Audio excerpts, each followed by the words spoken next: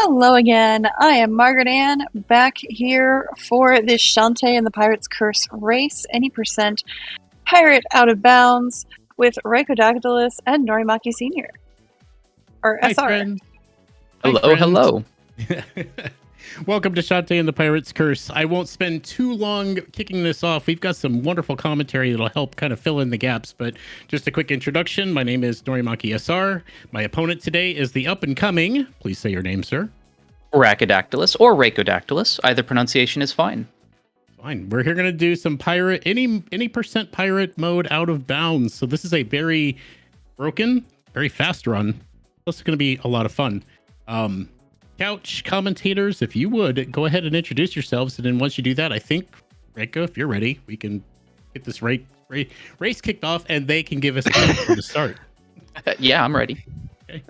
All right, so I'm JakeTheSnake. I also run Shantae and the Pirate's Curse. And then joining me, I also have the Sound Defense. Hello, I also run Shantae and the Pirate's Curse, just much more infrequently than these other folks. Alright, I think we're good to go. Alright, yeah. All right, then Couch, if you could give us a countdown. I'm on pirate mode, so I'm ready to go. Yep, All right. same here. Alright, starting in 5, 4, 3, 2, 1, go. Good luck. Good luck. Good luck to all of our runners. Good luck. I'm gonna need it. So, I guess a little bit of background information on both Nori and Rako. Nori has been running this game since 2015, 16? Yeah, about 6 years. Yeah, about 6 years. So he is a longtime veteran of the series, and recently he's been improving in his time a lot. Meanwhile, his opponent Raikodactylus is a newer runner. I believe he's been running for at least a few months. He's already got a solid time down. I believe you've got a low 42, right? Or a mid 42? A high 42. High 42, okay. Get it Still right. pretty close. It's pretty close. Yeah, that's info about our runners. The first thing about this run that you're going to be seeing is, I guess one of the main tricks you'll be seeing is called the Risky Shuffle. Do you want to explain that, TSC? Yeah, so the Risky Shuffle, basically there is a move in this game that lets you charge up a dash if you move in one direction long enough, but by using both the control stick and the D-pad together, we can trick the game into thinking that we're moving in one direction when actually we're just moving back and forth. So this lets you get a super fast dash from pretty much anywhere, which is incredibly broken and it's going to destroy some of the later dungeons. Yes, we're going to see it a bunch in this run. The runners are going to be doing it dozens of times. Yeah. And- Sorry, go ahead. Sorry to interrupt. We just got a donation and I'd really like to read it if that's okay. Of course. We just got a $1,000 donation from Space Wow. Narc, who Oh my says, god. a donation of $500 for each great speedrunner and friend in this race. Whether you realize it or not, you guys in the speedrunning community as a whole have helped me through a tough time in my life, and I will be forever grateful. Good luck, Rako and Nori. May neither of you soft lock. Thank you so Narc much for that donation. Yeah, feel like Narc Narc is another runner of this game, and he is a really decent runner as well. And wow, I'm floored. I'm absolutely floored by these words there. Yeah, I'm speechless. Thank you so much, Narc. Thank you so much. Thank you, Narc. Speaking of getting floored, Nori got kind of floored with the Ammo Baron RNG there. I've had Got- worse. He got a couple charges. So on Nori's screen, there's 3 attacks that Ammo Baron can do. He can either charge, shoot a black cannonball, or shoot a red cannonball.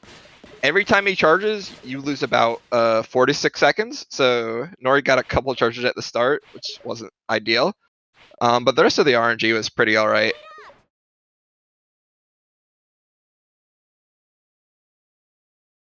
So now we got a handful of cutscenes that we just need to wait out, where the plot happens.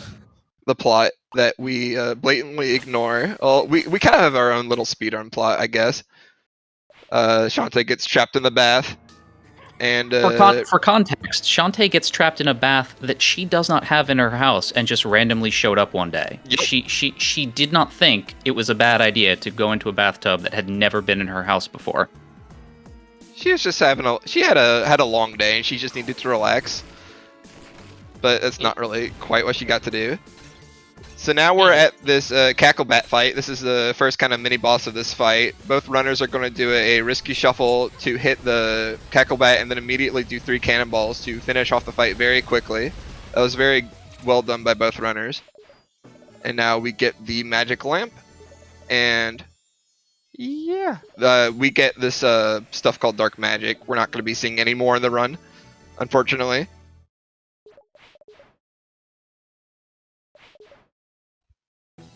It looks like TSD is having a bit of issues with VLC, but that's okay. Yeah, Both I'm gonna runners- need you to take point on this for a minute. Yeah, that's fine. Both runners are gonna grab the library card, and then we both they have to go and save. This is the only save required in the run, but I'm sure both runners might be saving a bit more often because of how dangerous the tricks are later in the run. We've Every agreed on a speedrun- few, Yeah. just so you know. Yeah. Every Hopefully I remember them all. every trick after this point has a chance to soft lock the game. So both runners are going to have to be very careful going forward, and we'll probably see quite a few safety saves. Gosh.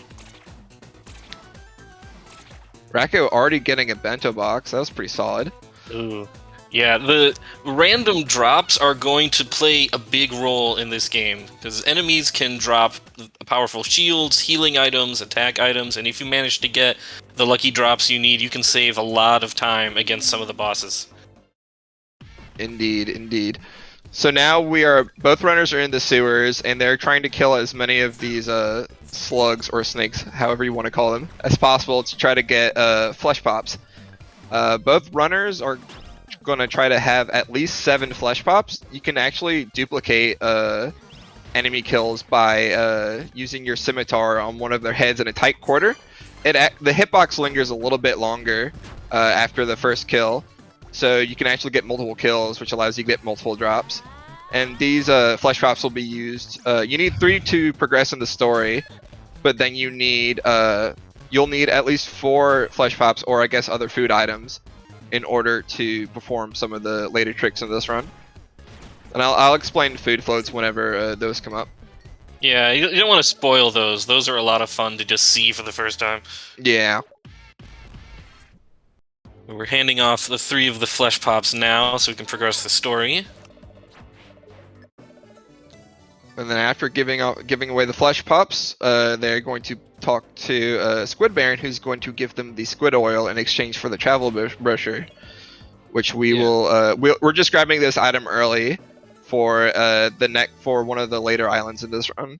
Yeah, this is a little bit of a sequence break that's only possible because they're playing on pirate mode, which gives them all of the movement upgrades at the start of the game. So normally you would have to backtrack back to here after getting the first upgrade and get this, but this is a big time save. Well, normal mode out of bounds will let you do this early too, but That's neither true. here nor there.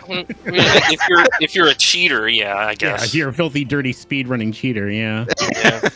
And Neither we of you are are. going to be cheating in this run, right? No, No, of no, no. course not. We can't Okay, have good. cheaters in here. I did not get an early pike ball, so this is going to be Neither very did I. unfortunate for me. So, well, you still have quite a few gems at least. Yeah, but it's not going to be enough for what I would like to do for my shopping. Okay, that's Same. fair. So, the amount of gems that you want by the time you get back to the main hub area, Scuttletown, you want about 170 at the minimum. Or 155 at the minimum. This will allow you to get 4 potions, 3 pirate flares, and a super pike ball. I got a actually monster just milk. forced mine, so I might be able to get away with it. Does Oh, did that you get a- include the 100 gems you get from Sky, or is that separate? That includes includes the the 100 100 gems. gems. Okay. Yeah. I'm 1 gem short of what I want to do. Wow, Oh, that's unfortunate. Man. it's fine. Maybe I you got can a haggle. monster milk on the way back. That was I really didn't. nice. You did maybe, but Yeah, Oh, I did, Rico yeah. did get a monster milk. Monster milk will increase Shantae's damage to about 10 damage per hair whip. And we'll be using that on basically any boss we can, aside from the first boss. Unless you want to save like a second. They also picked up some pirate flares, which will allow them to avoid some backtracking and immediately return to the map screen. And also a super pike ball, which will deal lots of additional damage to an upcoming boss. Indeed. But for now, Saliva Island. Do you want to explain the trick that's coming up?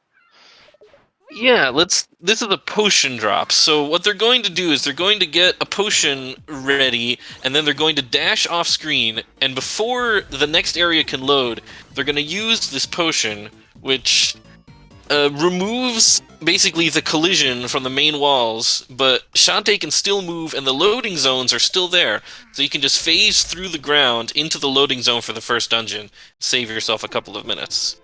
Indeed. And they're about to do another risky shuffle, another potion drop right here to skip this locked gate. Oh, this one scares me. Yeah, that one is really scary. If you get hit anytime while you're in the potion drop state, you'll get knocked back, and unless you get knocked back next to one of the chains, there is a chance that you can fall off the screen and soft lock. Once you are off screen, you are completely soft locked. Right, and right there, because of those falling snakes in the middle of the room, any one of them could cause that soft lock if you're not careful, and that has happened to me before. It's very unpleasant. The skip that Racco just performed was a Wetman skip. It's a potion drop, but instead of using a regular potion, you use an auto potion. You need to get hit first, and then whenever you're loading into the next area, you can use the quick item button to use your auto potion, and that'll put you in potion drop state, which allows them to skip that gauntlet room. Very nice. Nori was able to do the Wetman skip as well. Then he looks like he failed to get some gems, or maybe just didn't want to get the gems. It's a I little wanted unclear. them, but I got too close to the loading zone. It happens. Oh. And now we have our first boss, or I guess our second boss, who the first phase is, so that trick I told you about in the sewers, where you wedge yourself in between a ceiling and an enemy to hit it multiple times very fast. That's essentially what's going on here as well. Both Nori and Racco are lodging themselves into the ceiling and using their scimitar to do a huge amount of damage very quickly. And that was a very good fight for both of them. It was almost perfect. Yeah, it looks like Reiko unfortunately took one hit when he was trying to get the very first scimitar damage on the eye. So I think Nori made up a little bit of time there to put the pressure on both of you. Maximum pressure on both of you at all times. Indeed. I'm all for it. Make it Appreciated. happen. And then we get our first map, and this will allow us to head to the next island, Spiderweb Island, which is home to The best part of the game. the worst part of the game. The worst The part of the best game. part of the game. The most part of the game. This is a very split call. I can tell already. All right, everyone get your Terry Crews ready. It's the worst part of the run, but it is the best part of the game. As somebody was so kind to point out, this is 10% of this speed run. It's true. The run lasts about 45 minutes, and this whole the section that we're about to get to lasts about 6 minutes or so. 4.5 5.5. minutes if 5 you do it minutes, well. 4.5. Yeah. Ooh, ghost. Yeah, Ooh, a good ghost. amount of time. And it is unskippable. Racco getting hit by some ghosts and some zombies. Uh-oh. Ooh, He's this is taking not... quite a bit of damage here. Yeah, the ghost here can be kind of tricky. You have to be very careful. Oh no. Looks like Racco's gonna have to use some food here to save boy. himself from dying. Nori got through that section a lot more easily, though, because Reiko's Indeed. really going to have to pick up the pace. He's not having a good showing in Yeah. the past 30 seconds. Ghosts are the worst enemy in this game. They are the Agree. worst. Agree. Sorry, go ahead. This isn't even the last time we see them, either. Now we're here at Nori's favorite part of the game. Run, Roddy Tops. This is essentially an auto-scroller section where if you get hit at all, you go back to the start of the room. And this whole section lasts from 4.5 to 5 minutes. You can't use any speedrun tricks. There's no loading zones to skip this area. That was a nice stick jump, by the way. It's basically just very slow walking through and careful dodging. I will say, though, the sprite work here is very nice. Indeed. Gatekeeper, you're costing me money. You're first costing me tongue money. there's what we like to call the gatekeeper. There's a 50% chance that he will either stick his tongue down or not. Racco taking the safe route and just not risking it. Oh no! Ooh. Ah. Nori got gate kept by a later gatekeeper. Indeed. Oh, but so did Racco. Man, everyone's down to the gatekeepers today. Maybe I should pull out my wallet. Both of these two have learned their lesson. I think they're no longer challenging these guys. They're being very careful. It's a wise move in my opinion. So, oh shoot.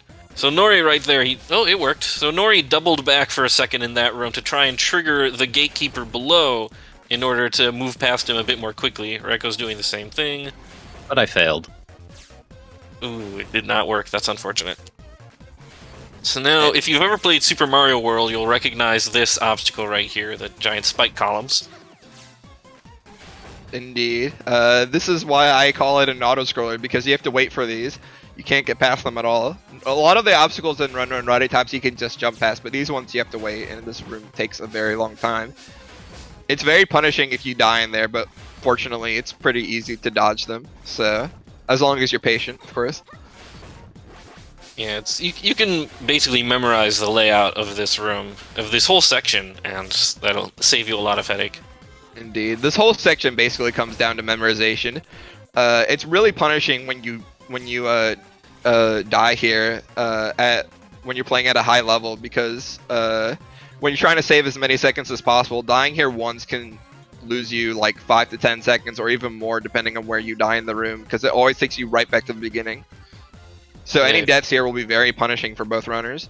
You die in the last room, at the very end, I think it's like 40 seconds or something like that. Yeah. Something like that. It's a ridiculous like 45, amount. 42, 45 seconds, something like that. Yeah, it's ridiculous. You would just reset if you're going high level. That's basically it. But in a race, we don't have that option. No, we do not. So you just Racco have to not doing live the with your stick jump. shame. I'm ashamed of you, Racco. You're supposed to be I doing never stick learned. jump. I never learned the where to do it. There's no excuse. It just I struck me as never did needlessly either, showing honestly. off, so I never It is bothered. needlessly showing off, but that's the point. That's the point. You need to needlessly show off. But yeah, Actually- actually, jump and momentumless boots are things that I've just never practiced, as which maybe Nori will get later. So I'm about he's just a far 50-50 better in my runner than me. practice. I'm about 50-50 in practice today on the momentumless boots. We'll get to momentumless boots in a minute. You can see on Reiko's screen right now, he's doing this early jump in order to try and fall through the pit a little earlier. Very small optimization, but every frame counts. Yeah, this section, basically, you see runners doing a lot of very small optimizations at high level play just to save like the small seconds. Unfortunately, Nori did not make it through the gates of hell. I almost did. It was close. It was Thought I very had it. close. It was very close, but you did not quite make the global timer cycle. But you did get taco jump, so that's cool. Yeah. Oh, this is not good. Ooh, how about these getting through the enemies, gates of by the hell as way? well? Not going for taco jump though. Ooh, that was very scary. So Nori right now is on the final room, which mixes everything, all of the obstacles together into one long gauntlet. And they put the worst bit of it at the very end. It's so nice of them. Indeed. So at the very end part, there's going to be a bunch of the gatekeepers and tombstones just be popping up all over the place and try to do a pincer, kind of like what happened on Nori's screen right there. Luckily, he made it through nice and easy. So And Nori now is- all that's left is to dodge the cackle bat. You did tease it. Ugh, good job. Yeah, Racco these making throw as tombstone well. crab. These tombstone crabs do have random movement as to which direction they'll go and when exactly they'll move, and they can grab you in a pincer attack, and it's very hard to get out of. Indeed. But now we are back to good old Shantae, good old risky shuffling and talking to Poe and giving him the squid oil and him repairing the little carriage. Does this mean we have time for a few donations? Indeed. So we have $10 from Lady Starbird, who says, Natara running a game with naming incentives. In honor of our time together, I'm going to put this money towards naming Cecil Alf, because Natara should never forget how wonderful the moon looks while avoiding comments. Belk's evil. We have an anonymous $20 donation and they say, I want this to go towards naming Cecil in Final Fantasy IV to Bunger, to go with Burger earlier. We have a $1 donation from Ujasu55 who says $1 to name Edward in Final Fantasy IV Deadward. He knows what he did. We have more, but you can continue. We probably should, as we're now in another dungeon. We're in the Cackle Tower, which is going to be completely trivialized by a glitch that we're about to do. It's called the food float. So the food float requires, it has the exact same setup as a potion drop. So they're going to set up food beforehand and then risky shuffle into a loading zone. But instead of using a potion, they're going to be using a piece of food instead. And for whatever reason, instead of making you fall, this one makes you go up. We don't really know why there's a difference between them. Nori getting a very nice food float. Again, if you do miss the food float, you also soft lock, but at least this one is slightly recoverable, as if you use a potion, you can use a potion in a food float state to go into a potion drop state, but you can't do it the other way around. Another thing, Reiko is having some trouble getting this food float off. I wonder if he has got his items set correctly. It looks like it does. There we go. Alright, so that took a minute. So one thing that you can do to make this a little easier is to pull out the pirate hat, which will slow your ascent or descent and give you a better chance of hitting the loading zone. But both of them are just going for broke, and both of them hit the loading zone without any problems. And now Nori is on Empress Spider. This is a very infamous boss, probably one of the hardest bosses when speedrunning Shantae. As you can see, Nori is intentionally hitting himself on the spider, and this is to whenever you get hit, it refreshes your cannonball uses, which allows you to stay on top of the spider and stun lock her to death, essentially. And that was a very good fight done by Nori. That was a fantastic fight right there. Now Reiko's going to try the same thing. Reiko's going to try the same thing, but this time he has a monster milk, so he's going to be doing a bit more damage, so his fight should go slightly faster.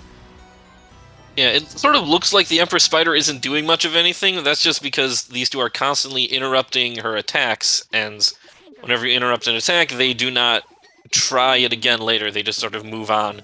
So it's just the Empress Spider wobbling back and forth while they get hit by this weird flying genie. That was a very good fight by Racco as well. Now Nori is using a Pirate Flare. I don't know why he doesn't just go through the Run Roddy Top section again. That seems like the most logical choice. Mainly because the game actually won't let you do it, thankfully, but you know. Reasons. Yeah, the game takes mercy on us. Yeah, you try to go back, and Shantae is like, there is no way I'm going through that again. Exactly. And now we are on Tanline Island. This is what's going to basically make or break the run in terms of items. So we're Nori and Racco are basically going to be killing every single enemy within this area, or most enemies within this area, to try to get item drops. So all these skeletons that are coming up have a chance to drop a super pike ball, or nothing, or gems, I guess.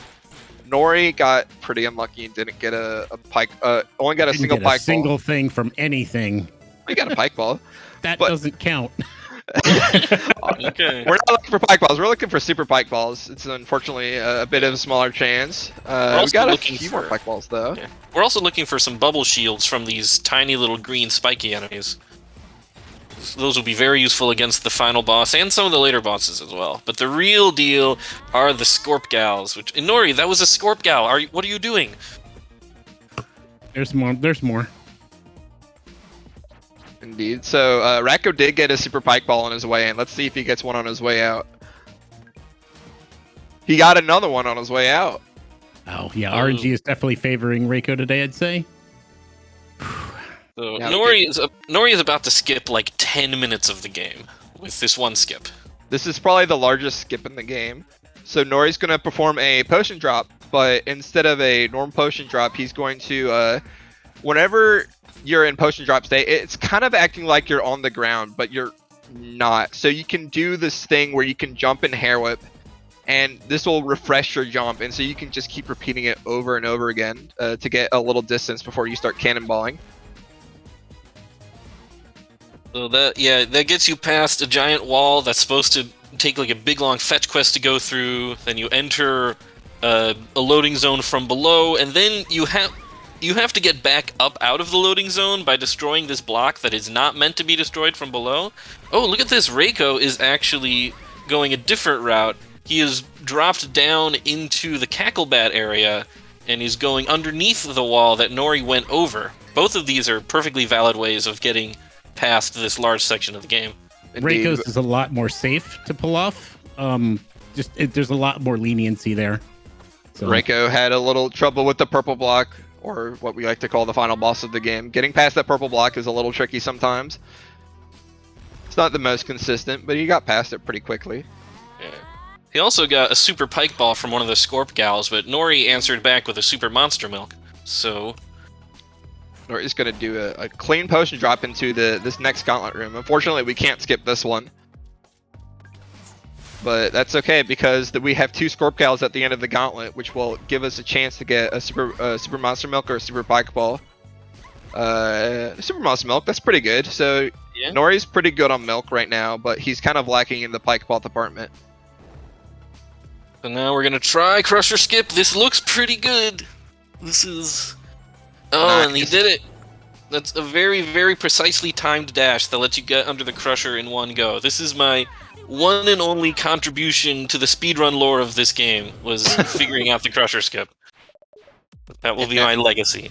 Now we have Squid Baron. This boss has very little RNG to him. Both runners are probably going to be doing the exact same thing, where they just they kite Squid Baron around the room as he's charging, and then they're going to be hitting him while he's doing a stomp, and that'll take care of the first phase. Now the next attack that he's going to be doing is a charge, and that's after you break his armor. So if you wait for him to charge when he's in his armor and then you break him, he will never do the charge attack. Instead, he'll just go straight into his eating phase, in which we get the most damage done. And that was a very good fight by Nori. Very clean. And Reiko gets a clean Crusher Skip, so he is not far behind. And Reiko, frankly, has been a bit more lucky on the drops than Indeed. Nori has. So Reiko might be good for the rest of the run. He just needs a couple more drops and he's good. If you do not get the drops you need through natural RNG means, you can buy them at the shop if you have enough gems. So they are probably going to be grabbing gems where they can in order to make up the difference.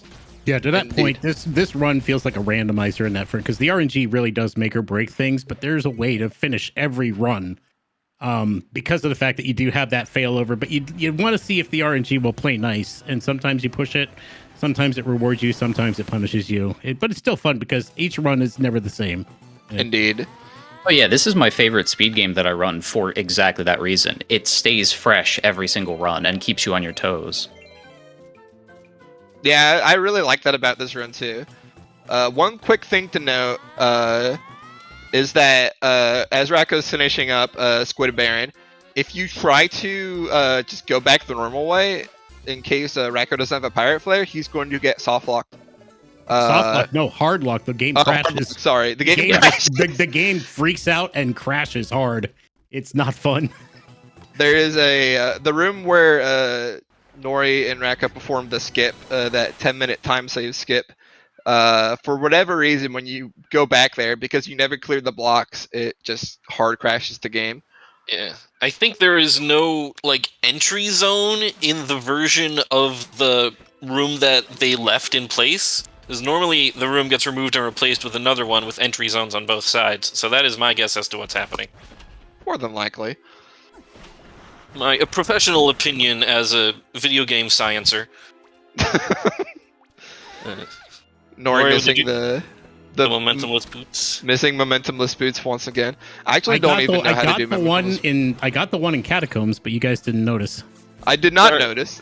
Sorry, I'll retroactively applaud you for getting a frame perfect trick that lets you jump as soon as you enter the area, and it lets you continue your dash without having to build it up again. And it saves almost no time. It saves a little time. Saves about Not 2 much. seconds. Well, not quite. A little short of, but yeah. Saves a little time.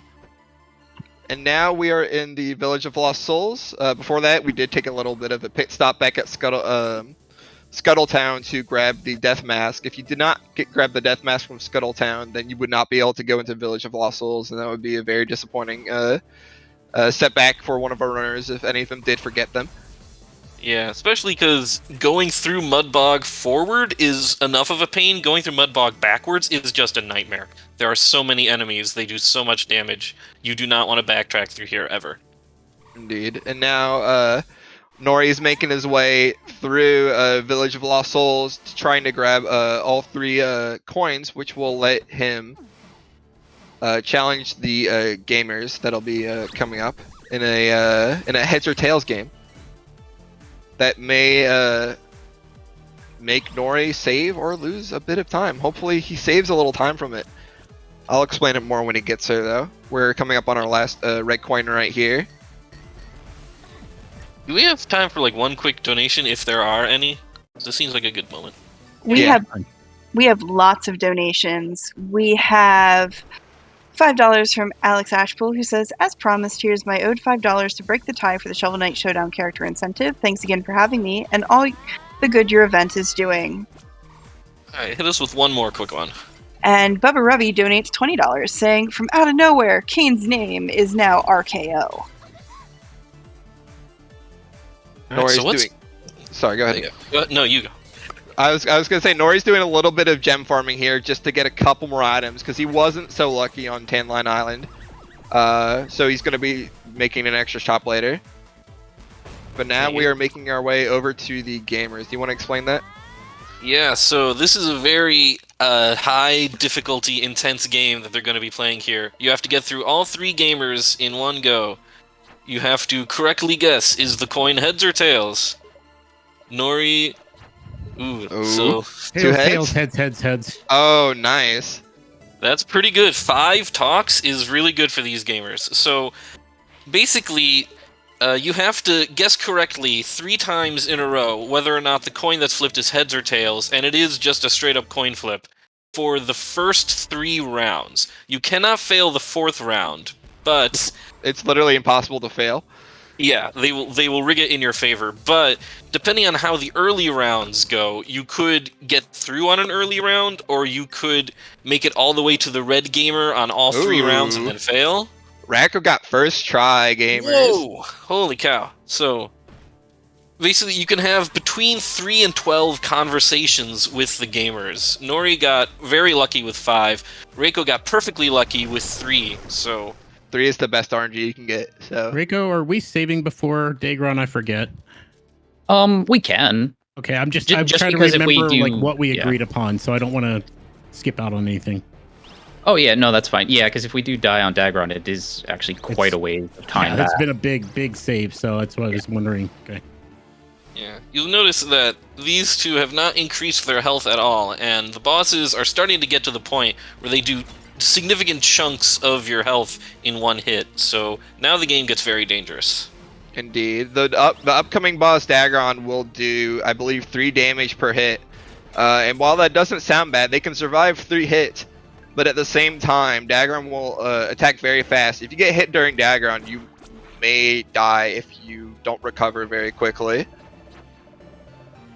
Also, you may notice that Nori just skipped basically the entire dungeon by doing 1 risky shuffle. This is the dungeon where you get the dash initially, and the dungeon revolves around setting up 3 platforms to give you enough space to make a dash. But when you can dash from a single point, you just go to the end.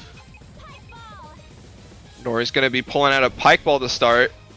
It looks like he's just going solo pike ball for a Dagron.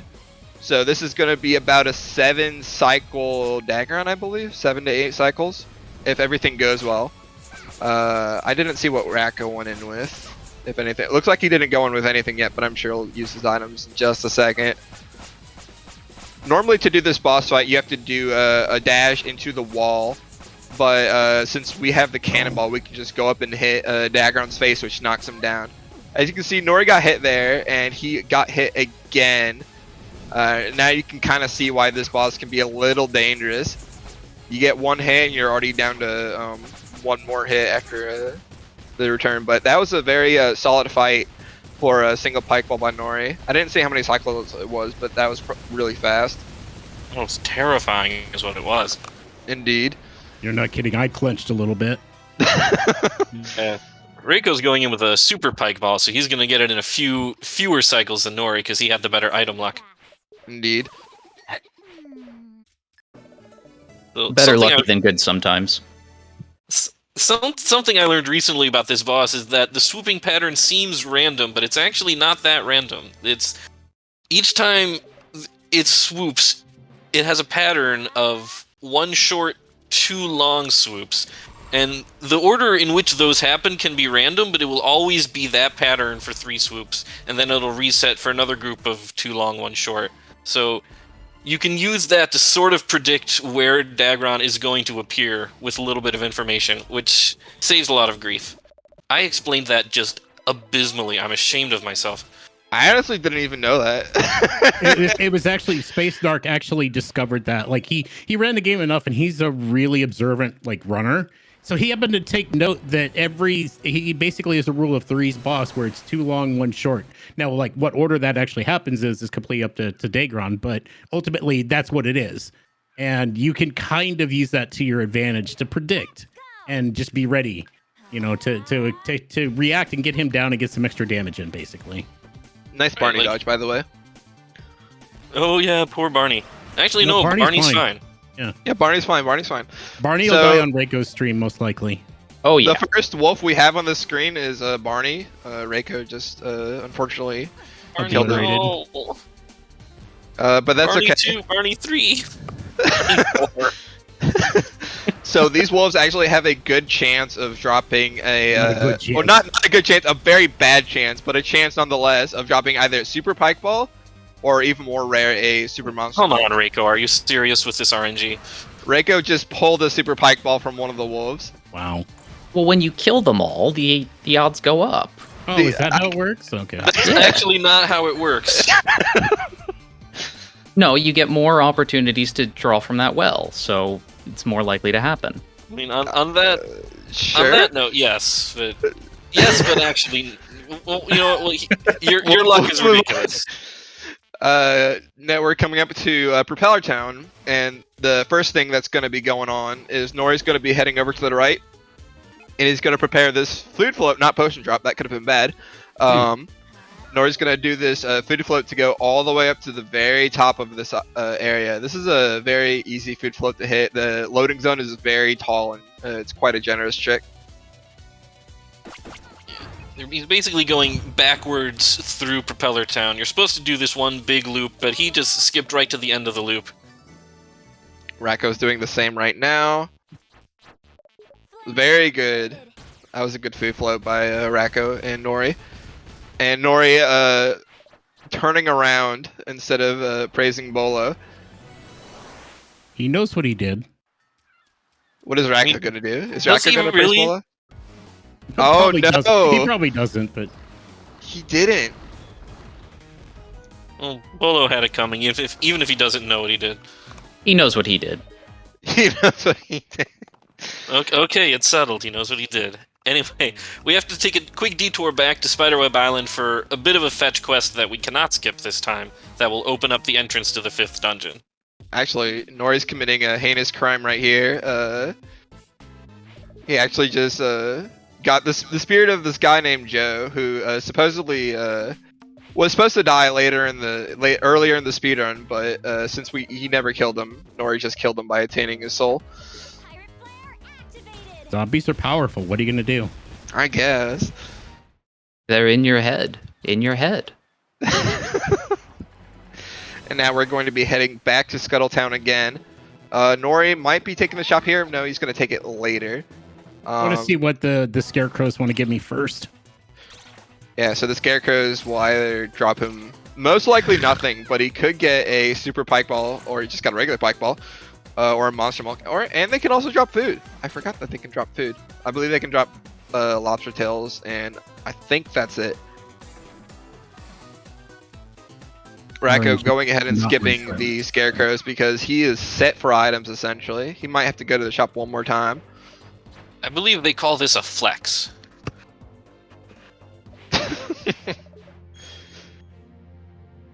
Oh, we were about to check out Legally Distinct He-Man on Nori's screen. This is Bran's son, no relation to any hero you may be familiar with. Indeed. Now Nori's gonna stop at the shop.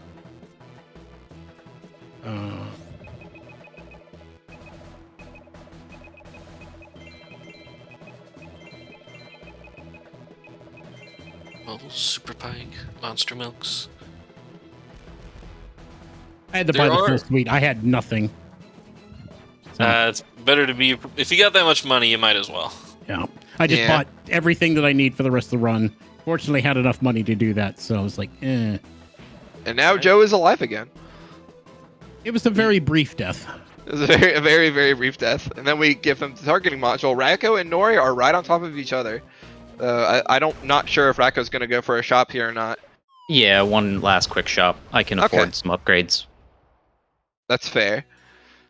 And that giving the targeting module to Ammo Baron will open up the path to the final Den of Evil, the Abandoned Factory, which has one of the, I guess, tougher out-of-bounds tricks in the run.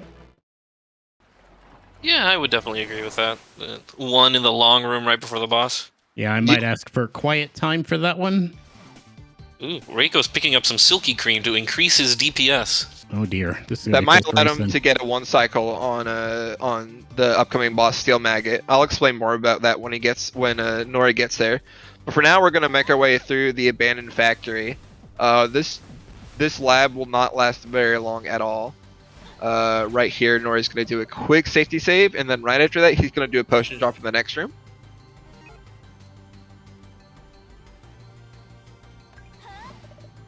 And then in this room, he's going to perform a food flow immediately and go immediately into a potion drop after charging a little bit.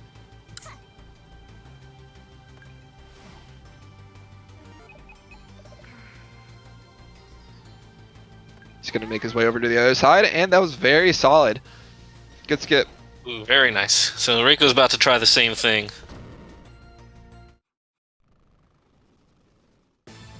But meanwhile, the Steel Maggot. Steel Maggot has some very annoying RNG patterns. You have to hit the buttons on his back in a certain order, and that order is completely random. Looks like Nori's going to be going for the one cycle, but unfortunately he misses it right there, so he's just going to have to do the fight normally. Oh no, and he's too close to be in pike ball range, unfortunately. Yeah, this bubble shield right here is absolutely vital, because whenever you miss a button, the boss is going to shoot out a whole bunch of small bullets at you, but the bubble shield just neutralizes them entirely, so you don't have to worry about it. You can't cancel those bubbles that he shoots out. If you hit a correct or incorrect button, the frame after the stun ends, I believe. Oh, I didn't know that. Very good fights by both Racco and Nori. They're basically on top of each other right now. Racco's just a little bit behind, but we are actually very close to the end of the game. We just have the last island, which is going to last probably a minute or so, and then we're going straight to the final boss. Spoilers. Oh, I'm sorry. I won't spoil the game. Yeah, now people know there's a final boss in the game. Gosh, how dare you? Oh no. So now we're going to be heading to Lonely Grave, though unfortunately Nori is missing a very key component to doing Lonely Grave as quickly as possible. Yeah, I'm afraid we will not be saving negative amounts of infinite time. It stinks. It's quite unfortunate.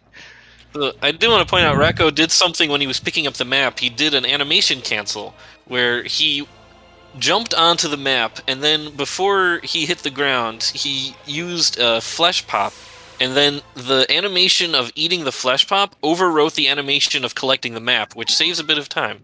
And sometimes you see more of those in a speedrun, but that's the first one I remember seeing in this run.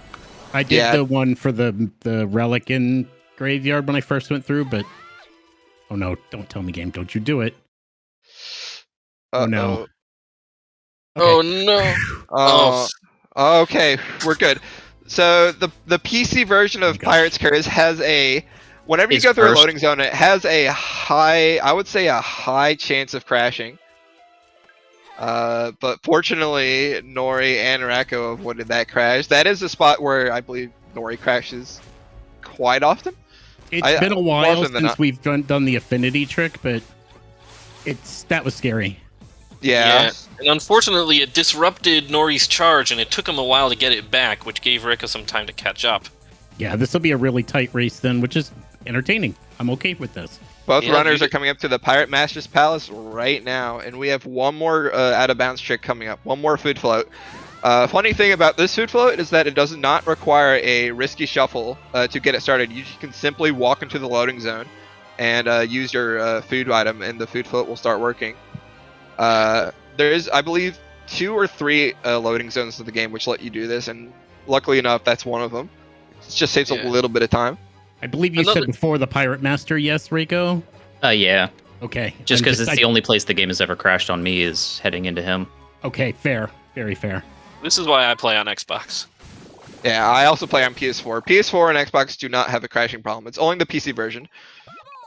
Do you want to explain the final boss, TSC? Yeah, sure. So this is the Pirate Master. He is very dangerous. He does huge amounts of damage, so if they get hurt by him, it could just be an instant rip if they're not careful. Also, he teleports around a lot, and where exactly he teleports could save or lose you time, depending on how mean he feels on that day. So they have got to get very close to do lots of damage, but also if they get too close, they take lots of damage. So this is a very high-risk, high-reward fight. Time is coming up, by the way. On the last hit of Pirate Master is when time is called. Time. GG's to Nori. End time. Wow, that was Rico. super close race. GG, Nori. 3 or 4 seconds apart. You did better than Tina. Then you only saved it by a couple of seconds. So wow, what a race! Dang. Could I ask what the final time was for both runners?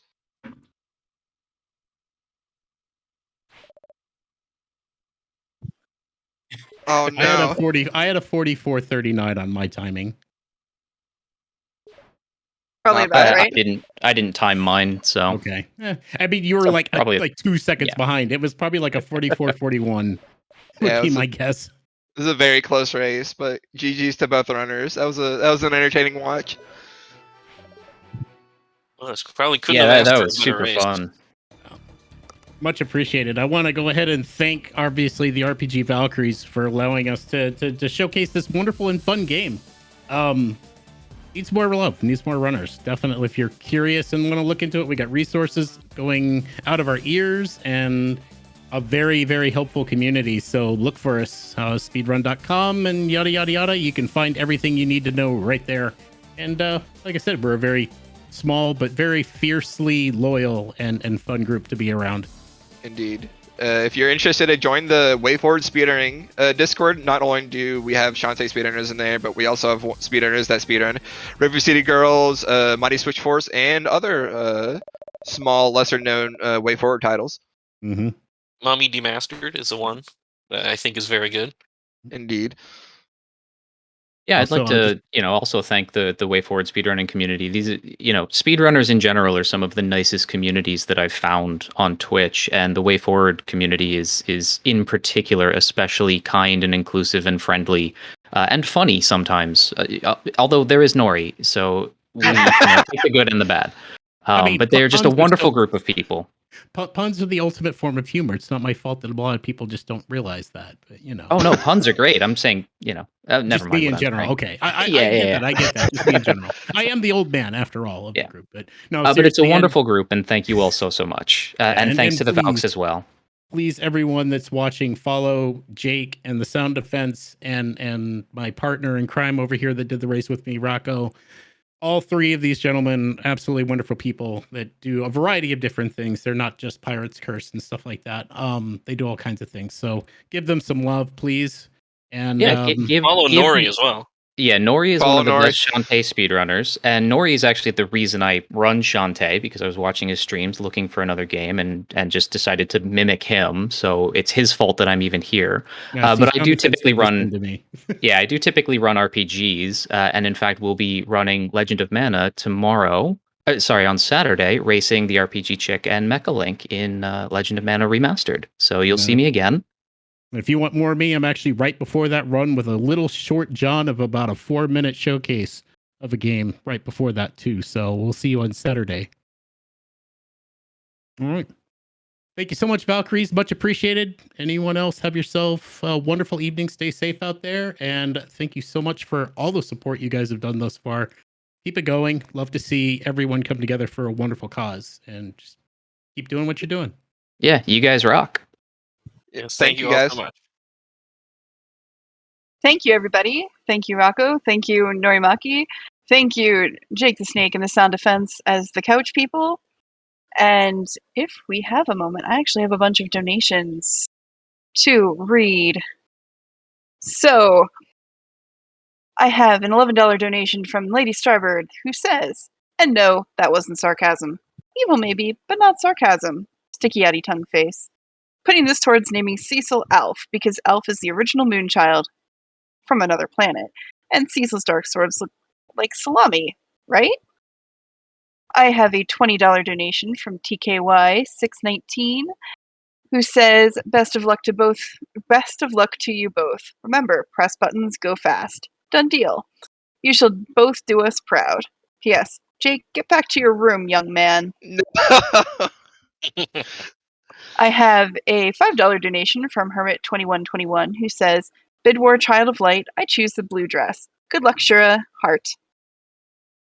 Alexis Goes Moo has no comment, but donates $20. And then we have an anonymous $5 donation that says, FF4 name Bid War, name Tella Natara. Thank you for all of your generous donations.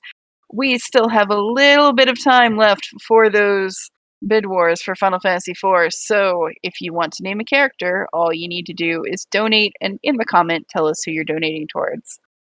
We will see you soon!